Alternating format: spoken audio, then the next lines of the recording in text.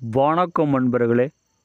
ஆணாக இருந்தாலும் சரி, பெண்ணாக இருந்தாலும் சரி, பிரிந்து போனவங்க எப்படி ஒன்று சேர்வது, இதுக்கு நான் முறையை சொல்கிறேன். கண்டிப்பாக செய்து பாருங்கள்.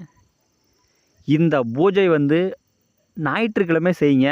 அப்போ தான் உங்களுக்கு சீக்கிரம் வெற்றி கிடைக்கும். இதற்கு தேன் மெழுகில் பாவை செய்யுங்க. 2 பாவை செய்யுங்க. ஆண் பாவை, பெண் பாவை செய்து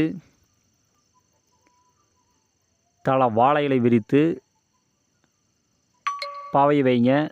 பாவை 2ம் தனித்தனியாக வைங்க. 2 அடி கேப்பு விட்டு வைங்க. ஆண் பாவை மீது ஆணுடைய பொருள், நகம், முடி, காலடி மண், அழுக்கு துணி அல்லது ஃபோட்டோ, ஏதோ ஒரு பொருள் கிடைச்சா ஓகே, அதன் மீது வைங்க. பெண் பாவை மீதும் அதனுடைய பொருள் வைங்க. வைத்த பிறகு ஒரு செப்பு தகட்டில் யார் யார் பிரிஞ்சுக்கிறாங்களோ அவங்களுடைய பெயரை எழுதுங்க. மோகன சக்கரம் வரைந்து அந்த சக்கரத்துக்கு கீழே அவங்களுடைய பெயரை எழுதுங்க. எழுதி அதற்கு வசியம் மை தடவுங்க. தடவி தலை வாழை இலை மீது வைத்து பூ, பழம், தேங்காய், வெத்தலை பாக்கு சகல படையிலும் வைத்து மஞ்சள் பிள்ளையார் பிடித்து வைத்து கோழி பலி தந்து விநாயகர் மந்திரத்தை ஒரு 21 ஜெபிங்க. உங்களுடைய குலதெய்வத்தை வணங்குங்க. பிறகு உங்களுடைய இஷ்ட தெய்வத்தை நீங்கள் வணங்குங்க. வணங்கிய பின்பு மோகன மந்திரத்தை நீங்கள் ஜெபிக்கணும்.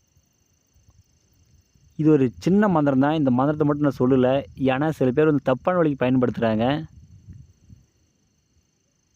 உண்மையான கணவன் மனைவி பிரிஞ்சிருந்தால் எனக்கு ஃபோன் பண்ணி கேளுங்க. தப்பான வழியில் யாரும் பயன்படுத்தாதீங்க. இல்லை அப்படின்னா, உங்களால் செய்ய முடியல அப்படின்னா நேரில் வாங்க. இந்த மந்திரத்தை ஒரு 1008 ஜெபித்து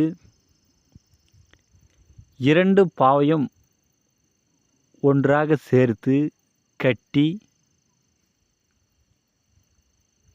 கோழி பலி தந்து மயானத்தில் கொண்டு போய் புதைச்சிட்டு வந்துட்டிங்கன்னா சரியாக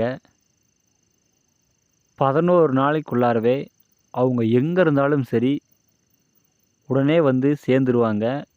இது 100% வெற்றியாகும்.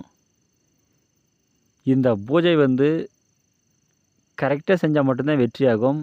கடுகளவு கூட தப்பு வந்துச்சுன்னா இந்த பூஜை வெற்றியாகாது, தோல்வியில் தான் முடியும்.